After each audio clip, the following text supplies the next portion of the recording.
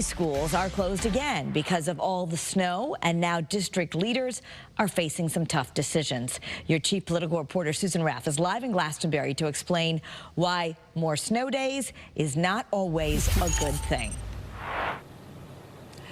Kara, just about every school, in fact, every school in Connecticut was closed yesterday because of the snow, and many more were closed again because of this. There's still a lot of snow to be cleared away. They've already had quite a few snow days this year, and if they have another one, well, students will have to make up those days.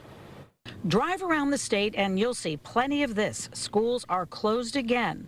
While the storm is over, there are still mounds of snow piled up everywhere, not just around the school, but the roads, which are narrower from the high snow, making it harder for school buses to maneuver.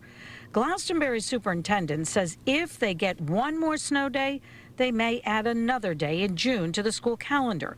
But anything more than that will cut into spring break. He says parents may not like that if they have plans for April. I really want there to be school tomorrow, so if anybody's watching this from Glastonbury, students, you can expect that there's going to be school tomorrow unless it's really awful and I have no choice.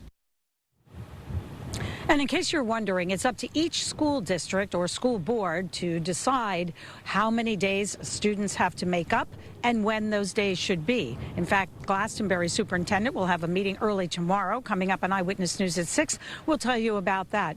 Plus, kids are showing us what they're doing on these snow days, while their parents, well, they're saying they want their kids back in class. Your chief political reporter, Susan Raff, Channel 3, live in Glastonbury. Yeah, certainly a feeling enough is enough. Thanks, Susan.